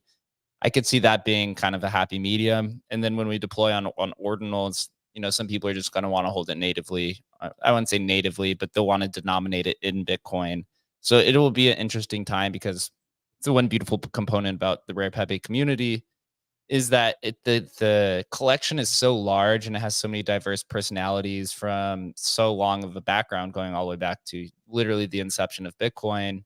Some users prefer, you know, they want to sell their Rare Pepes on Scarce City using Lightning Network. Some people want to hold their Pepes on ETH mainnet so they could go take their Rare Pepe into their metaverse galleries. Some people will probably want to go take their Pepes to Solana, go put in whatever NFT Ponzi is going on over there. You know, you really don't know. And I think that's what's really bright, is that everybody's essentially their own kind of dealer that sells them in their own unique ways. So just, yeah, it's a good point. Chris, thanks for being patient, man. Really appreciate it. We'll go to Kane right after. Yeah, man. Jake said it right. You know, it's all about kind of meeting people and taking, you know, being able to meet people wherever they want to take their assets and store them in whichever blockchain wallets they want to be in. So that's kind of what we're here to do. And it's been so much fun talking with you guys. And it's such a crypto centric kind of story of you guys just collecting art in the depths of the internet randomly. And then you've potentially stumbled on, you know, maybe some of the most legendary collections in modern history. Like, that's pretty insane. So just kind of wanted to get your guys' take. What's your end game for your collections, and have you put too much thought in, you know, that you might be sitting on some of the most iconic collections in the modern world? Well, I look at it like this, right? It's like anything that you have in life, like when we have stuff, right? You buy something, you enjoy it for a while, and you gives you happiness, and then at some point you pass it on to somebody else, right? Kind of like you can't take it with you, like your money or your art or whatnot. And seeing, you know, parallels in the NFT community and the real modern art world, right? Like there's a movie, it's called like The Price of Everything or something, and it's basically about how, you know, tons of money is laundered or moved or whatever through art, and the prices are bullshit and they're just made up. I mean, everything is made up, right, in the world, but especially in the art land, when you're like, hey, this is an original from this guy Banksy, you know, and it's $1 million, you know, and it's like a spray painted stencil on a piece of paper or something. Nothing super exciting. But, you know, at some point I will, you know, pass the torch on to somebody else. You know, if the price is right, I probably will, you know, relinquish that in that sense. What are you thinking? Are you thinking the entire collection? You just do a bulk deal? Yeah, I mean, I've been in some discussions with some people, and there might be like a upcoming like interview and discussion about that, and it may end up being offered at some point. Yeah, that makes sense. Just from like I mean, yeah. I mean, single cards have sold for $1 million.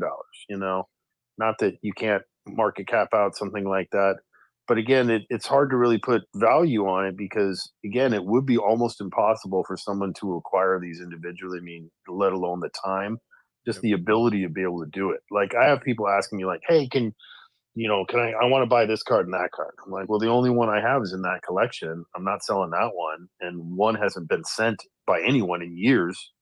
It's probably not going to be, you know? So you could look at these things as being like exquisitely rare. If there's only 9 of them out of 100 have ever changed hands, maybe the rest won't or might not. So yeah, you know, I mean, I entertain that sometimes. I mean, I remember right before the bull run happened, I had somebody offer me like 700 grand or something for the whole thing. Well, and you're lucky you didn't take that, man. Yeah, but it's like I never. So the one, I don't know if you say it's a misstep because it allowed it to happen, but I was the owner of Pepinopolis for a while, which is a one of one. Yep. And that was graciously given to me by Need Money and someone else, because I was, you know, active in the community and helped all these people, and they like wanted to do something nice. So I thought that was super nice of them to do that. So I held it for a while, and then as there was some interest, I heard about some of these smaller issuance ones getting sold for reasonable amounts of money. So I was like, well, I want in on that. You know, I haven't made any money out of this, and I just spent all this time and lost so much here and there. Nice to get a little bit. So I sold it for, I don't know, $100,000, which at the time was a ridiculously high amount. I mean, you never think that there would be no one sold anything. I mean, you know, getting a couple $100 was pretty amazing. So, and then that went on to sell at auction for like $3.8 million or something, like, or whatever. And I thought, well, gee, if I just put a contingency in there that I'd get a percentage of the later sale, which I know Emblem's been trying to do that for a while, and give back to the whatever. And I know royalties can be enforced on things like OpenSea, but that wasn't even a thing yet. I mean, I don't think vaults existed. There was no way for that to happen. So now I'm not 100% convinced that was an actual legit sale, that some crazy crypto 100 millionaire or whatever actually paid $3.8 million for that, because obviously I could It sell was you a fund. something for $1 million. You give me the $1 million back, but according to the rules, it's sold for $1 million. There it is. It's real. So there has been some crazy, like the Bored Apes going all out of control and being sold for the ridiculous amounts of money. But I'd I say a can- lot of these people lost I their can vouch ass, for that you know? Pepanopolis sale. I actually talked with the buyers. They were interested in buying something else at the time. Well, certainly, I mean, your collection, just as you said, the collection itself, would be very attractive for 6529 Capital, or some large NFT collector in the space, to have that and know that they're always going to be the largest, Pepe collector is just hyper attractive. So What was it, like Starry Night or whatever? Starry Night Capital. Like, look, these guys, I mean, don't paper hand it, is what I'm telling you, bro. Do not paper hand it. Like, talk to us before when you're ready to sell, talk to us. Yeah. I mean, they acquired quite a few pretty good cards, like the fine art set I sold them, the only one, and there's not many of those out there. And the Dan Darkpill claims that he lost the keys. I believe him. Who knows? But that sits in some secondary address, like in limbo, maybe part of a bankruptcy proceeding or whatever. Like, just it kind of sucks that it's not held by like a collector who wants to hold it. But for a while they were getting pretty crazy investing in this stuff, like it had some future. And when you have the confidence of it's like when we talk about these Bitcoin ETFs and BlackRock and other big money starting to come in. I mean, that stuff could end up causing like unprecedented demand for Bitcoin, because then it really becomes apparent how little is actually out there and available. You want to say what 18 million of them have been mined or something, but tons of that is just gone. And the same thing for these Pepes. And unfortunately, in 2021, when the run up happened, you had a few people who woke up from their sleep once they heard, and just started dumping this stuff. I mean, even not that long ago, someone sold a Ric Flair Pepe, which is like a one of three, and they put it up for a Pepe Cash or something, or XE, and it was like 15 grand. Now it did recently sell for 69 ETH, but in my opinion, a one of three should sell for much, much more than that. Like over $1 million is what it should get. But as long as someone's not willing to be out there, be like, "Whoa, shit, 10 grand, I'll take that." There's always going to be that. But if you can't get it, then it's much harder to do that. Like there has been this guy who was around for a while, and he, sold a bunch in 2021 and made his money. And my opinion is that he was feeling lonely for his cards, so he wanted to get them back. So he started doing all these, what do they call that, a shit bid or whatever, just super low offers, and people took some of them. And then I think he was doing something like wash trading down to try to lower the value so he could get out, because he didn't want to pay all that money, get his cards back. He's not going to pay millions of dollars to get his cards back. So, there's always someone who's trying to scheme. And then there's been a couple prominent scammers lately in the space that impersonate other people. So speaking of talking someone out, there was a guy who was impersonating me not that long ago, a couple weeks ago. And I managed to find him.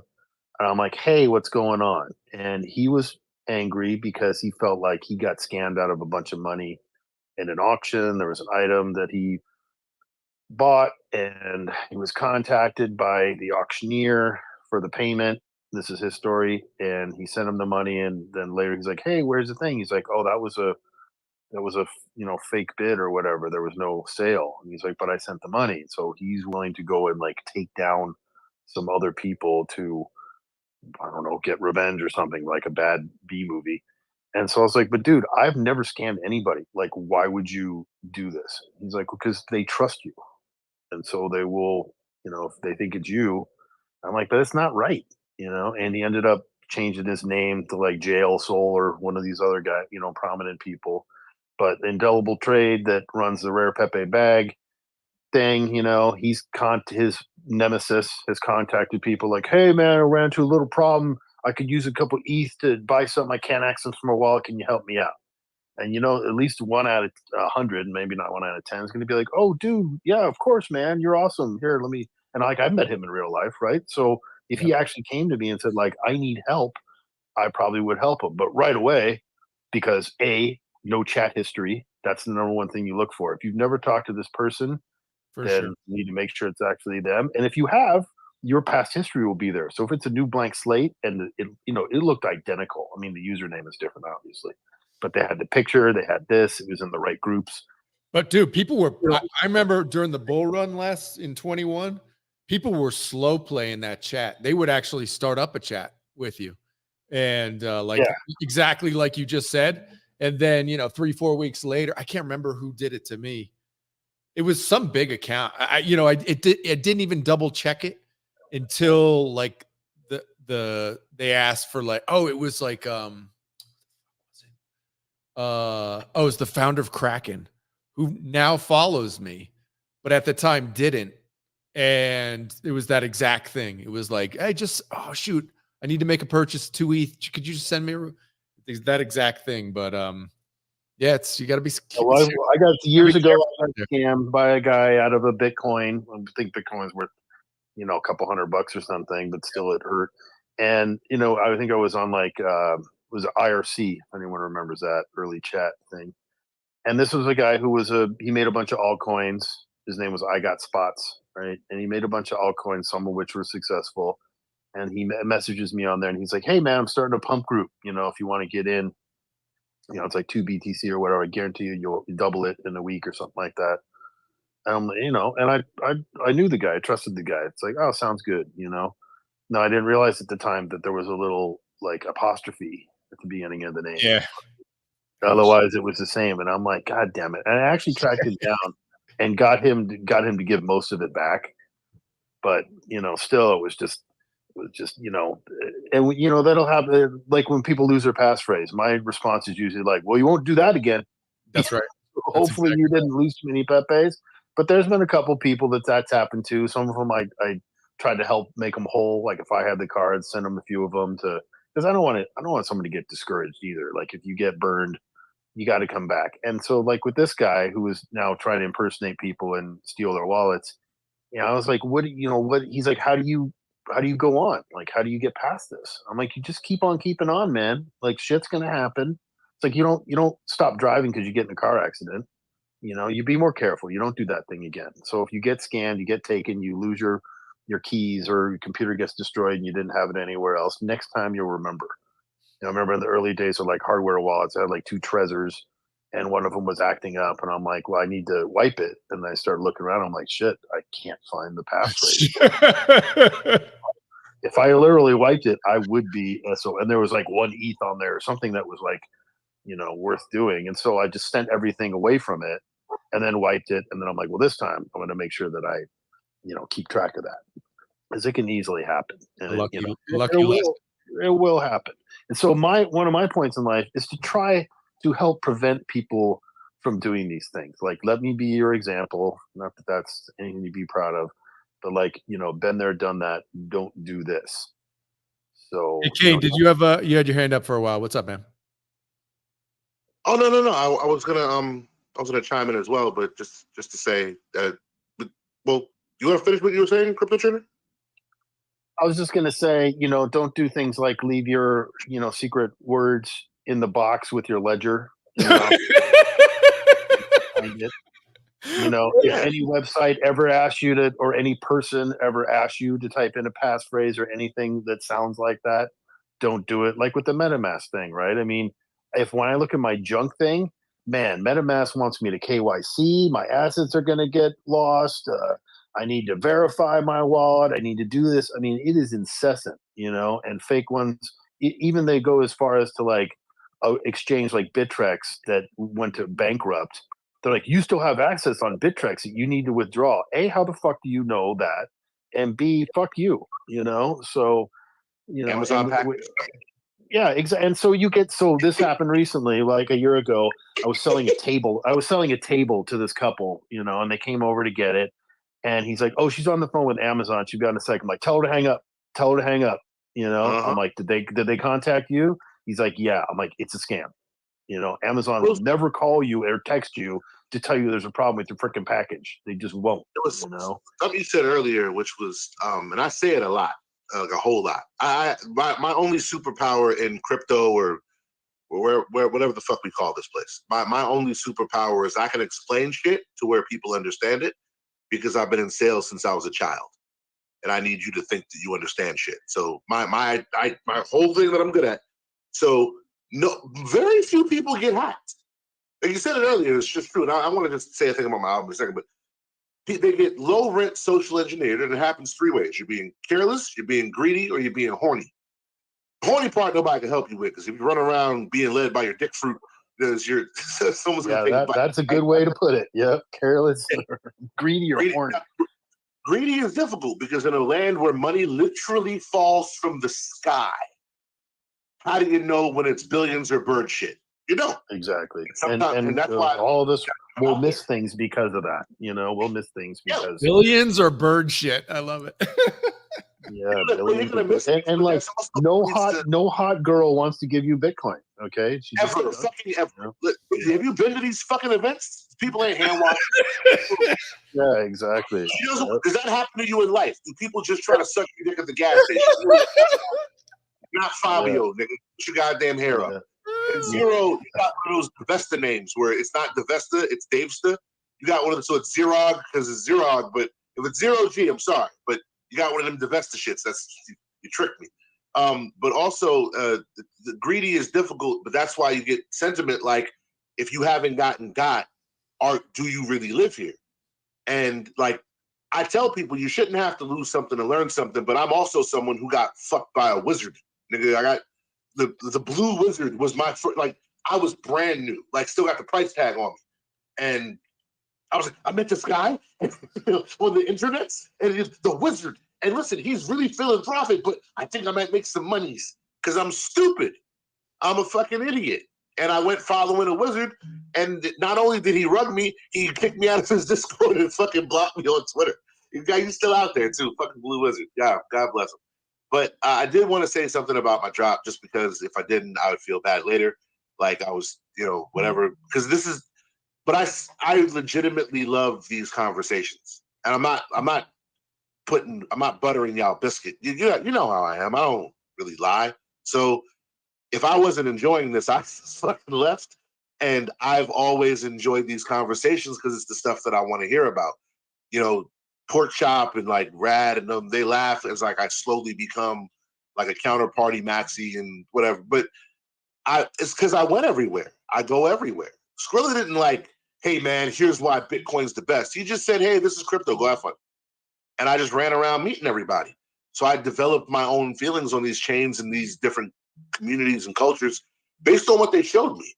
And based on what they showed me, I like it here. So making fake rares is one of the bestest things that I get to do. And making shit that impresses people who've been around in fake rares for a long time is one of the most honorable things that I get to participate in. And this last drop was really to use it as an opportunity to shed light on why you can't fake counterparty, because people do that and it's fucking annoying. And that's why it's Emblem and Scarce and Joe Looney Wallet for unlockable content. I'm just hitting every train stop that I can without it being too excessive. I wanted to hit and shed light on it because, again, I'm proud that I get to do fun stuff and that I get to somewhat be mildly shittily successful at it. But it's an album, and it's an album inside a fake rare, and it's audio mimetics. And I actually had a miniature knife fight with somebody who in my DMs yesterday, because he's like, hey man, I read your pin tweet, and like, I don't think you understand what value proposition means. And I was like, well, I was a fucking stockbroker, but okay, let's go ahead. Let's see if maybe I might have forgotten it. What do you got? How do I make money? I don't know. Suck dick in the park. What you asking me for? I'm selling art. Well, you said value proposition. This is supposed to be how you think the card will 10x. Oh, you want me to break dance on the Howie test in order to get your pussy wet? Well, I'm not going to do that because I'm not a cyber lap dancer. What I will do is I'll tell you some things that if you know, and if they make sense to you, then you should be triggered by them. If they don't make sense to you, then you shouldn't buy it, because I will in no way promise you returns, because you probably won't make money. I made a rap song, then I made a bunch of them. But anyway, the point is, for people who would like all the finer points, I don't want to waste a bunch of time. You can go to my pin tweet and scroll down. And I very carefully laid out what I think are some good reasons why this is I don't like shilling myself because it feels, whatever, but I think laying out a proper value proposition of why I think my card is a good pickup. Like, you know what it is? Not you particularly, Cryptochainer, but it's fun to hear you talk. But you, the metaphorical you. That's what that was written for. The metaphorical you. Someone who knows his shit, who knows fake rares, who knows counterparty. You know more than what I know. So if I can tell someone like you why I think my card's a good pickup, not you, but someone who's been around and knows shit, without failing the Howie test and making good points, then I think I did my job. But just to very quickly gloss over it, it's a Bitcoin-infused album, i.e. Rad Audio, Bitcoin Audio in the audience. He's smart. He does smart shit. He built a piece of hardware that turns Bitcoin transaction, Merkle root, all of it into a sound. We then took that sound and sampled it for 10 songs and laced those songs through the album. The producer actually did too good of a job because you couldn't really hear it unless you knew production, and then it just would sound like a funny guitar. So I told him to put the beat boops back in it just to remind people like me who have a tin ear that you're listening to the sound of Bitcoin. Then I put a bunch of audio mimetics, little things that crypto people know, normies don't. So when it says, do we turn from gold to paper gold? You hear brrr, you hear the money printer go burr. Little things like that. Charlie Munger, Jamie Dimon in a police uniform, like this, that stuff, culturally relevant now, today shit. It's a fake, which it's also a fake of a fake. We faked the Series 2 card to make the still, and then littered that still with all of these cultural artifacts. So like the scarce emblem, is a fake of a fake a real? Is that true? Is that the same as is that just math? Am I doing that math right? No, the fake of a fake is if you go back to Series 2, you'll see Hodl Pig. We took his card with his permission and we redid it, and then we put like J-Dog's rare and like the Nakamoto card and a bunch of other fakes and rares and companies, and like y'all are in there. We put Emblem in there. We put some commons in there. I put the fake rare Yankee banner in there, the like Scarce City emblem on the side of the fridge. Papa John's right underneath Skrilla's card because Skrilla fucking hates Papa John's, and he secretly tried to fight a manager at Papa John's. And that's why every couple months on Twitter, I make all of my followers wish him a happy birthday and send him Papa John's gifts, because it's really fucking fun for him to call me mad. Dog, why is everyone fucking tagging me with Papa John's again? He fucking stop. And I'm like, nah, I won't. It's mad fun. And anyway, fucking so that is pretty hilarious. Well, I've known Skrilla since 2009, and like he brought me here. So and like it kind of begrudgingly. I didn't believe none of this at first. Like I know him as DJ J Skrilla from Interloop Records. I don't know who the fuck Rare Skrilla is. I just met that guy recently. Rare Skrilla wears camo pants and has White Owl guts in his pocket. Smokes weed and rappers, does gangster shit. Rare Skrilla wears pastels and has Alex Trebek here. I don't know who the fuck that is. Some new guy. So years ago, he did a talk at like a local Bitcoin group. It was like in 2016 or something like that, where he got up in front of these like middle-aged people and told them about Pepe, right? And it was the funniest thing. It was broadcast on Periscope, I think, at the time. And he's out there talking to like some local, like it's almost like a government Bitcoin meeting or something, and he's up showing them, these awesome rare pieces of art. He's been out there evangelizing for a long time. He told me, but you've heard. I mean, you've been around. Y'all all been around. You've heard him talk. He doesn't explain shit good. You know what it's like to be onboarded by him? I love the guy to death. He's one of my favorite people in the world. But when he's explaining, he said, "Yo, dog, you take your sushi, wrap it in pancakes. Get your Mega Man mask and fucking Ethereoids, dog. Kane Mayfield, you'd be fine. I'm like, fuck this. That doesn't make any sense. What do you mean? Then he dropped me off at Token Smart. It's like, hey, go make friends.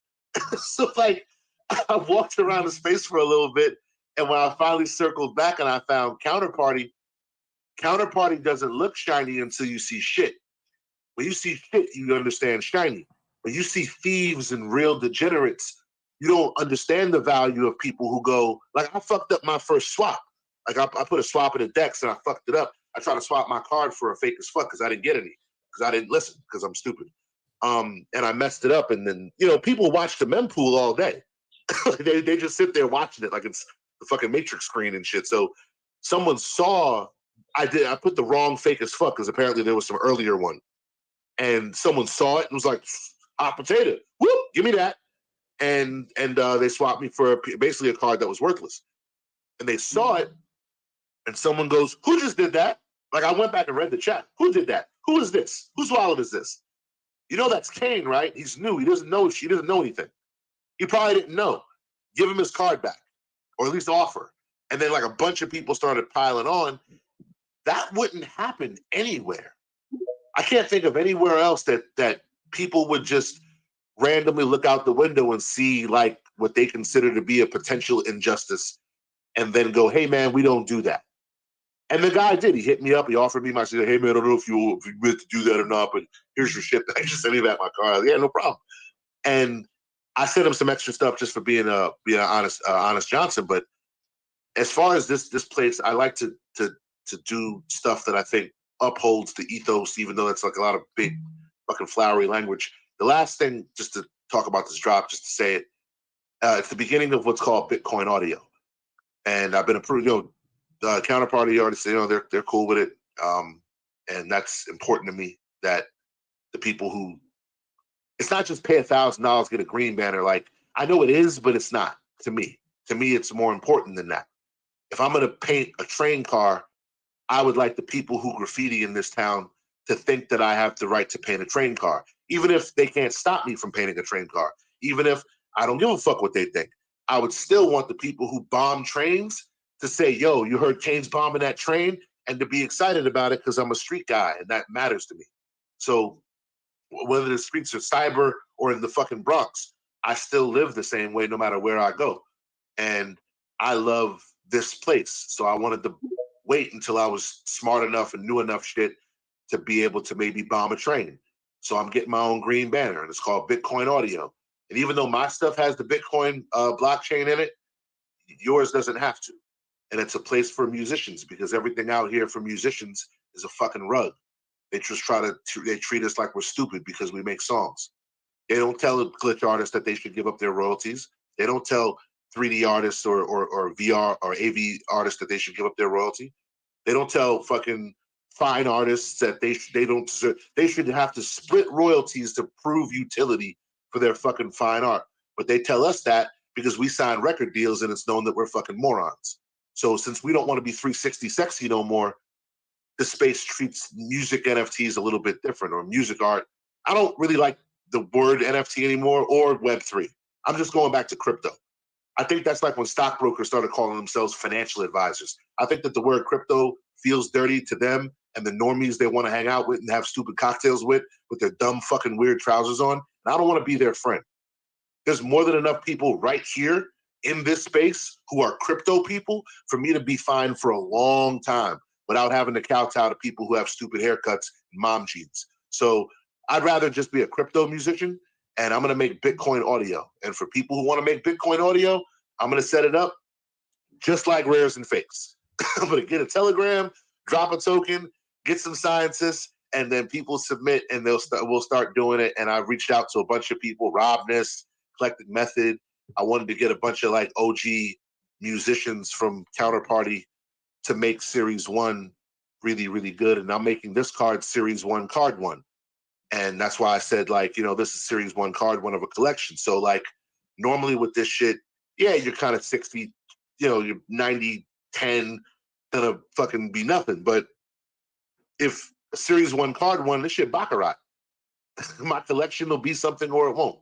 If my collection is nothing, It'll be like that weird video game thing we were looking at this morning where they got a green banner, but it really isn't anything. Or it'll be thanks or rares or kaleidoscope or cocos or something that's cool. So if it is, then this is the series 1 card, one of that. But the first collectors, first 100 collectors are going to get dropped Electrum. Oh, the last thing, I didn't tell you why. Sorry. I could talk about this to fucking anybody. Around you people, I get nervous. Fuck you. The album is called Dust. No, listen, hey, you got the rare thing of seeing K nervous. Yeah, it's the rare jewel. Put it in your hat. It's called Dust. And the reason it's called Dust is because even though y'all don't know me, I'm a rapper. Like, I'm a rapidy rapper. I'm nice as fuck. That's not my ego. Big Daddy Kane told me I was fresh on a Brooklyn street corner. Large Professor yelled my lyrics down a staircase at me. You don't know who I am, and you shouldn't know, but there's 10,000 guys like me. 10,000. You'll never know most of them. They're amazingly talented. Some of them are so much better than me, it makes me not want to be good friends with them because they're really talented MCs. But for the music business, we're dust. I'll explain it just for the 1 or 2 people here who might not know. Dust is if like I have $1 worth of Bitcoin, I buy a widget or a plumbus or something for 85 cents, 10-cent transaction fee, I got 5 cents left.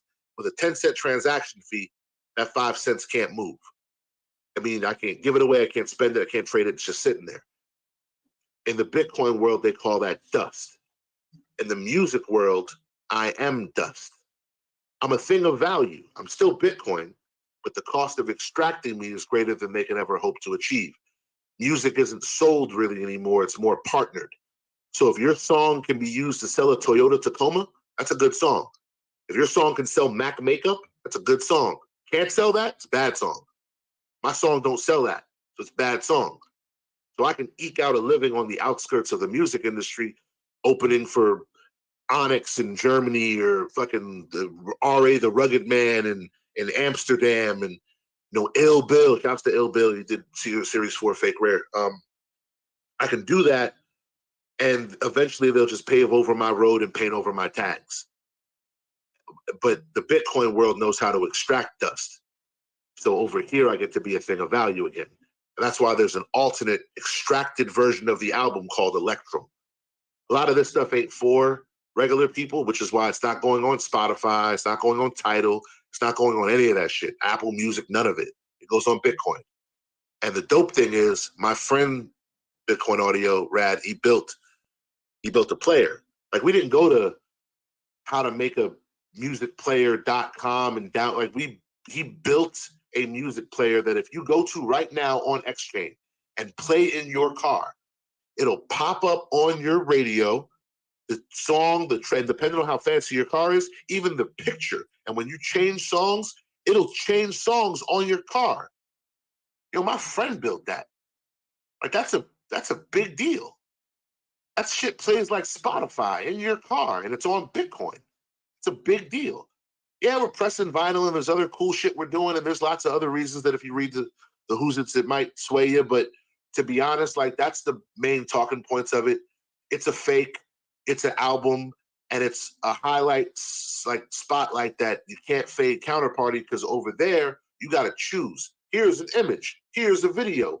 Over here, I can sell you a book bag full of shit.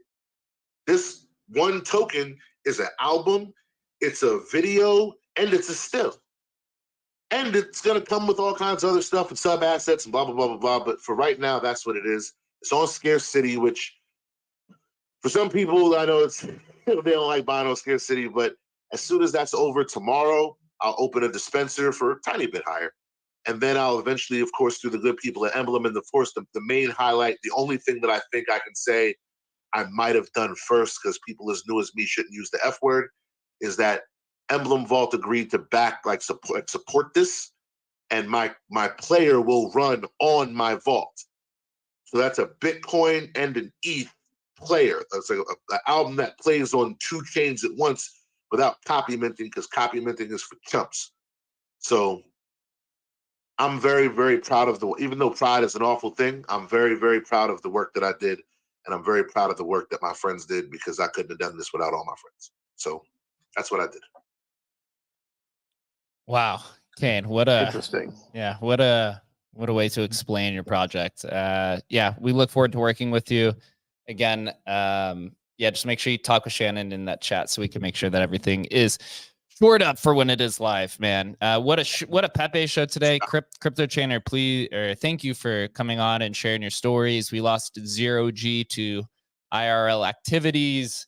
Adam's power went out in Costa Rica. Again, Where- again, bro. I'm going to pick up my kid right now, and I'm going to get another. Like, I have 2 UPS power backup things like chained together, but yeah, I'm going to buy like a super big one now. Because yeah, Costa Rica, man. Pura vida, as we say down here. Appreciate it. Cryptochainer, any final words before we get out of here? No, I just want to reiterate his sentiments that I really enjoy the community, and that is what's kept me interested in this. Is I've made a lot of good friends, and I know a lot of people are passionate about these things, which I find interesting and fascinating. And I like the sort of motivations like he's talking about, where he's the dust, and the value is hard to extract. A lot of people have a lot of talents that aren't being shown, and I think things like this allows some regular people to have like a moment of 15 minutes or 5 minutes or 30 seconds at least of having some sort of value, that they feel like they're doing something in life. Because I know, well, a lot of us find ourselves lonely and bored and whatever, and so other ways that can help bring out some inner things like music, art, I think is good for humanity all over. And mostly the Pepe thing has been a happy, fun, productive, nice environment, and I hope it continues on forever, and the things that are born from its existence, wish them success, and for people to find happiness and hopefully make a little money on the side. Yeah, absolutely. Couldn't have said it any better. For those that don't know, we host the show Tuesday through Thursday at 11:30 a.m. Eastern time.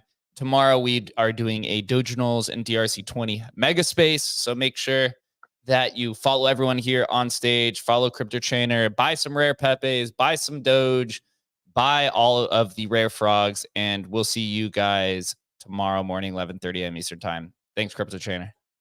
You're welcome.